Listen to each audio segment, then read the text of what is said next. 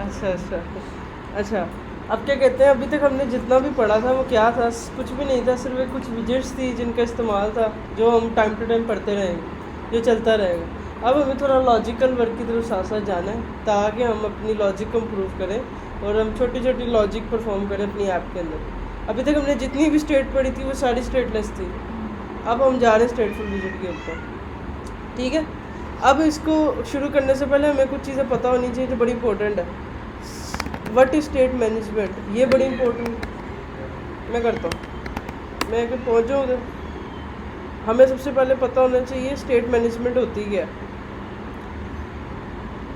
ये देखो, इस टाइम मैं फ्लटर की ऑफिशियल डॉक्यूमेंटेशन खोल रहा हूँ। जो फ्लटर की ऑफिशियल डॉक्यूमेंटेशन है उसमें उसने बताया Flutter what is state management. इस टाइम हम कोई भी टेक्नोलॉजी में चले जाएँ, चाहे रिएक्ट हो, चाहे कोई भी ऐप हो, ऐप डेवलपमेंट कोई भी हो, सब में स्टेट मैनेजमेंट का कंसेप्ट ज़रूर होता है। स्टेट मैनेजमेंट क्या होती है, जैसे एग्जांपल में बता रहा है कि आपने क्या किया, अपनी कोई डिटेल एंटर किया, उसके बाद देखें आपको क्या कहते हैं, हमने कोई मल्टीपल सिलेक्शंस की, मतलब कि आपने कोई भी क्लिक के ऊपर कोई इवेंट परफॉर्म, जैसे भी सारे बटन्स में से ये एक क्लिक हो गया, इसका कलर चेंज हो गया, ये इस कुछ क्लिक करने पे, मतलब कुछ भी ऐसी चीज़ जो हमारे क्लिक एक्शन पे चेंज हो, मतलब हमारे क्लिक के ऊपर कोई कलर चेंज हो, जैसे ऐड पे क्लिक किया, उसका जो साइन है वो रेड हो गया, इन सारों में से ये रेड हो गया, इसको क्लिक किया ये रेड हो गया, मतलब एक पेज पे रहते हुए हमारी स्टेट चेंज होना, इस चीज़ को हम स्टेट मैनेजमेंट कहते हैं। मतलब स्टेट मैनेजमेंट क्या है, कुछ भी नहीं है। स्टेट मैनेजमेंट एक तरीका है जिसके थ्रू हम अपनी यूआई को चेंज कर सकते हैं डायनामिकली।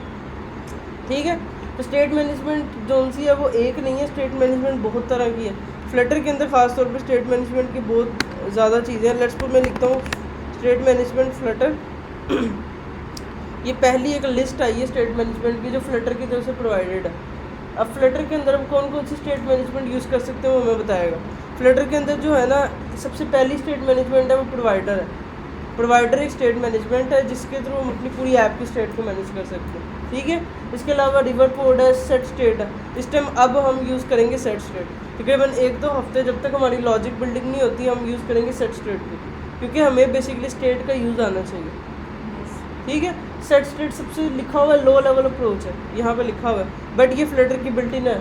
इसके लिए कोई पैकेज करने की ज़रूरत नहीं है, कोई एक्सटर्नल लाइब्रेरी करने की ज़रूरत नहीं है, बट ये फ्लटर की बिल्ट इन स्टेट मैनेजमेंट है, बट ये एक लो लेवल अप्रोच है। जब आप फ्लटर की बेसिक सीख चुके होंगे, बड़े लेवल पे कभी भी कोई ऐप सेट स्टेट पे नहीं चलती। मतलब ये सिर्फ आपको इतने हद तक एक छोटी एप्लीकेशन है जिसमें कम यूज़र हो सकते हैं, तब आप इस सेट स्टेट को यूज़ कर सकते हो, बट बड़े लेवल पे जाके आपको इसकी इतनी ज़रूरत नहीं होती। वो रीज़न क्या है वो मैं बताता हूँ क्यों सेट स्टेट फ्लॉप होगी। इसके अलावा ये इनहेरिटेड मॉडल है, इसके बाद रिडक्स है, जो और के रिएक्ट वगैरह का उसको पता है कि रिडक्स के अंदर रिएक्ट के अंदर रिडक्स वगैरह यूज़ होता है, तो फ्लटर के अंदर भी रिडक्स एक स्टेट मैनेजमेंट है। इसके अलावा ये फिश रिडक्स है, ब्लॉक है जो इस टाइम बहुत ट्रेंडिंग जा रही है। ब्लॉक जो उनसी सबसे मुश्किल स्टेट मैनेजमेंट मानी जाती है, मगर क्या कहते हैं ये टाइम टू टाइम वेरी होता है। इस टाइम जो टॉप लेवल स्टेट मैनेजमेंट चल रही है वो ब्लॉक उसमें पहले दूसरे नंबर पे आ रही है। दूसरी इसके बाद गेट इट है, मोबेक्स है, ये और जो सबसे सिस्टम और यूज़फुल है वो गेटेक्स है। मतलब इन शॉर्ट हमारे पास 3 या 4 ऐसी लिस्टिंग है जो रेयरली यूज़ हो रही है। एक है प्रोवाइडर, एक है गेटेक्स, एक है ब्लॉक, और एक और है रिवर कोड। रिवर कोड गई है कि नहीं? हाँ, ये रिवर कोड भी गई है बीच में। तो इन शॉर्ट आप लेट्स सपोज कि कभी भी मार्केट में जाते हो, कोई भी प्रोजेक्ट को करते हो जो बना हुआ है, सबसे पहले हमें ये देखना होता है वो प्रोजेक्ट कौन सी स्टेट मैनेजमेंट यूज़ कर रहा है। क्या वो प्रोवाइडर यूज़ कर रहा है, क्या वो गेटेक्स यूज़ कर रहा है, क्या वो रिवर कोड यूज़ कर रहा है, वो कुछ भी हो सकती है, डिपेंड करता है डेवलपर के ऊपर। आज तक मैंने किसी प्रोजेक्ट में रिडक्स नहीं देखी, बट ये एक स्टेट मैनेजमेंट है। इसको करने का तरीका अपना है, इसको मैनेज करने का तरीका, हर स्टेट मैनेजमेंट को यूज़ करने का अपने तरीके होते हैं। अगर आप पहले एक में एक्सपर्टीज लो, मतलब सबसे पहले आपको पता होना चाहिए सेट स्टेट का। जब आपको सेट स्टेट आ गई, आपको फ्लटर की बेसिक पता चल जाएगी कैसे ऐप चेंज होगी। उसके बाद हम जाएंगे किसी प्रोवाइडर के ऊपर या गेटेक्स के ऊपर। ये आपकी ऑप्शन होगी कि अगर आप बताते हो हम प्रोवाइडर पे जाएँ, गेटेक्स पे जाएँ या ब्लॉक पे जाएँ। ब्लॉक जो उनसे वो काफ़ी मुश्किल है स्टेट मैनेजमेंट, अगर आपको इससे पहले आनी चाहिए प्रोवाइडर या गेटेक्स। ठीक है। मोस्टली सारे बैजेस के अंदर मैं प्रोवाइडर को लेके चला हूँ, बट अगर हम कहेंगे तो हम गेटेक्स भी यूज़ कर सकते हैं। ठीक है। तो ये सबसे पहले आपका जब प्रोजेक्ट हो आपने देखना है हम कौन सी स्टेट मैनेजमेंट यूज़ करेंगे, ये आपकी चॉइस होगी, आपने क्या यूज़ करना है। क्लाइंट के पास अगर स्पेशल रिक्वायरमेंट होगी कि भाई आपने रिडक्स ही यूज़ करनी है तो हमें रिडक्स पे जाना होगा, बट मैंने अपने 4 साल के अंदर नहीं देखा कि कोई भी प्रोजेक्ट रिडक्स में बना। ठीक है, जो रेयर यूज़ है, सबसे ज़्यादा यूज़ है प्रोवाइडर का। जितने प्रोजेक्ट्स बन चुके हैं या बन रहे हैं, प्रोवाइडर सबसे ज़्यादा यूज़फुल है। प्रोवाइडर का ये अपडेटेड वर्जन है रिवर पोर्ट, और रिवर पोर्ट का अपडेटेड वर्जन है ब्लॉक। ठीक है, और गेटेक्स टोटली अलग है।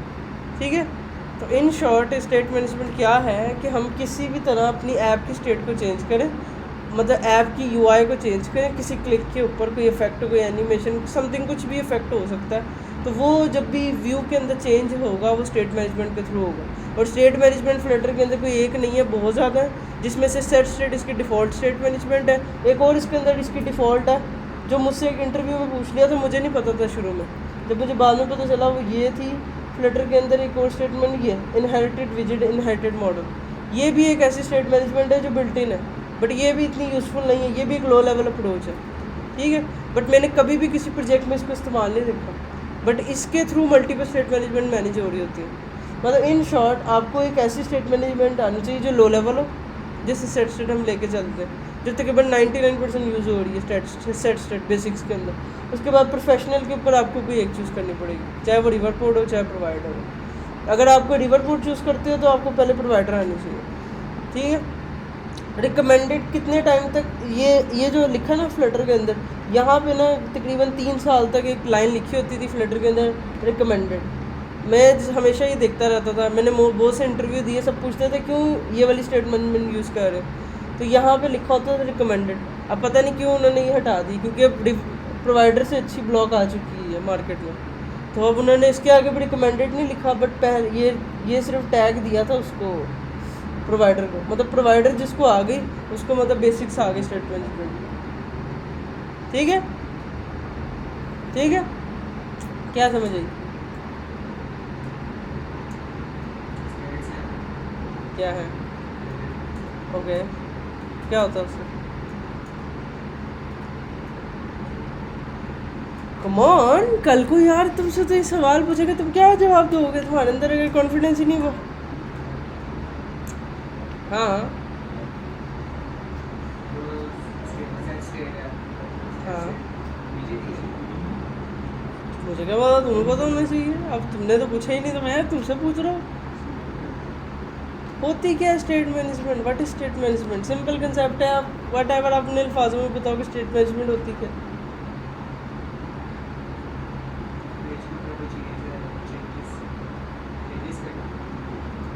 अच्छा, तो फिर उससे क्या हुआ? हाँ हाँ, बताइए आप क्या थी?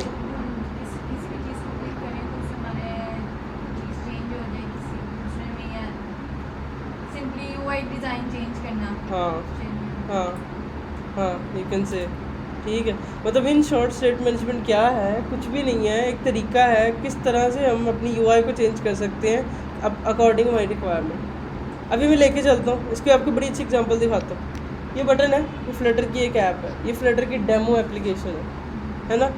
अब मैंने ये पता करना है कि ये स्टेटफुल है, स्टेटलेस है, क्या इसमें स्टेट का कोई काम है कि नहीं। सिंपल देखो, इसमें पूरे पेज पे कहीं बटन है? कहाँ है बटन? वो क्या इसके क्लिक करने पे हमारी यूआई के अंदर कुछ भी चेंज होगा? अगर हुआ तो इसका मतलब इसमें स्टेट मैनेजमेंट अप्लाई हो रही। वो दुनिया की कोई भी स्टेट मैनेजमेंट हो सकती है, वो हम कोड से ही देख के पता करेंगे। But in short state management क्या है? देखो, मैंने इस पर क्लिक किया, ये 0 से 1 हुआ। ऐसा तो नहीं किया मैंने क्लिक करके ऐप को रिफ़्रेश किया फिर जाके चेंज हुआ, हमारे रियल टाइम चेंज हुआ। मैंने इसके ऊपर क्लिक किया, ये 2 से 3 हुआ, फिर मैंने क्लिक किया 3 से 4 हुआ। ये मतलब इस क्लिक के ऊपर हमारी व्यू की स्टेट चेंज हो रही है और हमारी वेबसाइट या ऐप रिफ़्रेश भी नहीं हो रही। ये खूबसूरती है स्टेट मैनेजमेंट की, कि मतलब हम क्या करेंगे, किसी भी क्लिक के ऊपर कोई चीज़ को चेंज करेंगे, वट एवर, वो 1 2 हो सकता है, वो कलर हो सकता है, कुछ भी हो सकता है। ठीक है, ठीक है। तो अभी हम क्या करते हैं, शुरू करते हैं किसको लेके, सेट स्टेट को यूज़ करके। हम अभी क्या करेंगे, एक इंक्रीमेंट डिक्रीमेंट करेंगे। हम क्या करेंगे, 2 बटन लगाएंगे, एक प्लस पे क्लिक करने पे इंक्रीमेंट करेंगे, माइनस पे डिक्रीमेंट करेंगे, और एक बटन बनाएंगे रीसेट का। उस रीसेट पे इसको 0 कर देंगे। 3 बटन होंगे हमारे पास, एक होगा प्लस करने के लिए, एक माइनस करने के लिए, और एक और बटन होगा, 3 बटन होंगे, वो क्या करेगा, 0 कर देगा। ठीक है। इसमें हमें स्टेट मैनेजमेंट का पूरा कंसेप्ट पता चलेगा, किस तरह से प्लस पे हमने स्टेट को चेंज करना है, किस तरह से माइनस पे स्टेट को चेंज करना है, किस तरह से ज़ीरो पे स्टेट को चेंज करना है। ठीक है, मैं क्या करता हूँ, यहाँ पे आता हूँ, ये माई ऐप जो लिखी हुई है इसके नीचे जितना भी है वो सारा डिलीट कर देता हूँ। यहाँ पे आके मैं एक विजिट बनाता हूँ, एक STL स्टेटलेस, ठीक है, और इसका नाम रख देता हूँ मैं लेट्स सपोज होम, ठीक है, होम स्क्रीन, ठीक है, इसका नाम भी ऊपर से कर दिया होम स्क्रीन। और ये कुछ नहीं हमें चाहिए ऐसा, मतलब हमने ये समझो स्क्रैच से सारा काम हो रहा है, ऊपर से मैंने सारी extra lines of code delete कर दी। ठीक है, अभी तक कुछ भी नहीं किया मैंने। क्या किया, एक क्लास बनाई, उसके अंदर होम को कॉल किया, वो वहीं पे बना दिया। अलग स्क्रीन में बना लो, हमारी मर्ज़ी है। इसके अंदर मैं क्या करता हूँ, एक लेता हूँ स्कैफोल्ड, स्कैफोल्ड के अंदर होगी बॉडी, बॉडी के अंदर होगा कॉलम, ठीक है, कॉलम के अंदर हो गए चिल्ड्रन, चिल्ड्रन के अंदर अब मैं आता हूँ। चिल्ड्रन के अंदर आके मैं क्या करता हूँ, सबसे पहले एक टेक्स्ट लेता हूँ। टेक्स्ट क्या होगा, जिस पे हार्ड कोडेड लिखा हुआ 1। अभी मैंने क्या किया, एक टेक्स्ट विजेट लिया जिसके अंदर लिखा है 1, कुछ भी नहीं लिखा हुआ। ठीक है, अब मैं क्या करता हूँ, इसको स्टाइल करता हूँ। मैं कहता हूँ style text style colours dot let's suppose मैं से कर देता हूँ रेड। मतलब मैंने क्या किया, इस टेक्स्ट को रेड कलर दे दिया, इसका फ़ॉन्ट साइज़ दे दिया, फ़ॉन्ट साइज़ कितना दे दिया, लेट्स सपोज 100 पिक्सल का। ठीक है, और उसको मैं बोल्ड कर दिया। तो मैंने कहा फ़ॉन्ट वेट डॉट बोल्ड। ठीक है, अभी मैंने क्या किया, मैंने कुछ भी नहीं किया, अपने व्यू के अंदर एक टेक्स्ट लिखा 1 स्ट्रिंग के अंदर, और उसके अंदर लिख दिया ये। ठीक है, कुछ भी नहीं है अभी तक। अब मैं क्या करता हूँ, कुछ बटन बनाता हूँ। मैं कहता हूँ 3 बटन, एक रो लो, कॉलम के अंदर क्या करो, एक रो लो, उस रो के अंदर चिल्ड्रन लो, उस चिल्ड्रन के अंदर 3 बटन लो। ठीक है, एक बटन है एलिवेटेड बटन, उसके अंदर क्या लिखा हुआ है, उसके अंदर एक आइकन लगा हुआ है, आइकन्स डॉट ऐड का। ठीक है, सेव करते हैं, जाके चेक करते हैं किस तरह से बटन आएगा। हमने एक एलिवेटेड बटन बनाया, उसके बीच में क्या लिखा है, एक आइकन लगाया प्लस का, ऐसे करके। ठीक है, इसी तरह से मैं क्या करता हूँ, 3 बटन बनाता हूँ। ठीक है, और ऐड की जगह एक कर देता हूँ रीसेट, कोई आइकन हो रीसेट, ये चलो, और एक जगह मैं कर देता हूँ माइनस, या फिर इसको आई थिंक सो रिमूव, एक आइकन है इसमें रिमूव। ठीक है, मैंने क्या किया, अभी तक एक टेक्स्ट लिखा, 3 बटन बनाए हैं, और इस तरह से मेरा व्यू आ चुका है ये। ठीक है, एक प्लस पे प्लस होगा, रीसेट पे रीसेट होगा, माइनस पे माइनस होगा। ठीक है, अब मैं क्या करता हूँ, बीच में थोड़ा सा साइज बॉक्स देता हूँ या फिर मैं इसको main axis alignment space evenly दे देता हूँ। अब क्या होगा, तीनों के तीनों जो बटन है वो इवनली स्पेसिस के साथ अलाइन हो जाएंगे, जो हमें क्या कहते हैं पहले पता था, इस तरह से। ठीक है, इधर तक कोई इशू। ठीक है, अब कॉलम को सेंटर करने के लिए मैं क्या करता हूँ, main axis alignment dot centre, main axis alignment की कॉलम की सेंटर। हमारा फाइनल डिज़ाइन अभी के लिए हम ये रखते हैं जो हमारा आ गया, और वो ये है। ठीक है, अब मैं क्या करूँगा, प्लस पे इंक्रीमेंट करूँगा, माइनस पे डिक्रीमेंट करूँगा, और इसके ऊपर 0 करूँगा। हाँ जी, समझ आइए क्या करने जा रहा हूँ, क्या करने जा रहा हूँ, करने क्या जा रहा हूँ। हमारा टास्क क्लियर, क्या करेंगे हम। हाँ, कब हमने बटन तो बना लिए हैं, बस हमने इसके क्लिक के ऊपर इसको 2 करना है, और इसके माइनस के ऊपर जो वैल्यू उसमें से 1 माइनस करना है, और इसके ऊपर इसको 0 कर देना। ठीक है, बाय डिफ़ॉल्ट हमारी वैल्यू है 0। अब थोड़ा सा इम्पोर्टेंट काम शुरू होता है जो हमें समझने वाली ज़रूरत है, जिसको ये हमारा कोड है। ठीक है, यहाँ पे हमने लिखा हुआ हार्ड कोडेड 1। अगर मैं 1 की जगह लिख देता हूँ 0, तो अब क्या होगा, ये 1 जो सा था ये क्या बन गया 0। अब टेक्स्ट हमें नज़र आएगा एक 0। ठीक है, इसी तरह से इस स्ट्रिंग के अंदर मैं कुछ भी लिखूँगा, मैं 6 लिखूँ, 7 लिखूँ, जो भी लिखूँगा वो exact as it is print हो जाएगा। ठीक है, असल में देखो हमने करना क्या है, हमने इस वैल्यू को चेंज करना है जो ये 7 की वैल्यू है। ऐसे ही है, हमने क्लिक के ऊपर इस चीज़ को चेंज करना है, जो 7 लिखा है, 0 लिखा है, 1 लिखा है। तो अब हमें क्या करना पड़ेगा, एक वेरिएबल बनाना पड़ेगा। वेरिएबल क्या होता है, वेरिएबल एक शॉर्ट मेमोरी होती है, जो मेमोरी रैम के अंदर एक छोटी सी स्पेस होती है, जो जिसके अंदर हम टेम्प्रेरी तौर पे कुछ रख सकते हैं। मतलब क्या होता है, वेरिएबल एक छोटी सी मेमोरी होती है जो रैम के अंदर एक स्पेस एलोकेट करती है और उसके अंदर हम टेम्प्रेरी तौर पे कुछ रख सकते हैं। ठीक है, वेरिएबल क्या होता है, वेरिएबल एक शॉर्ट मेमोरी होती है जिसके अंदर हम टेम्प्रेरी तौर पे कुछ वैल्यू को रख सकते हैं।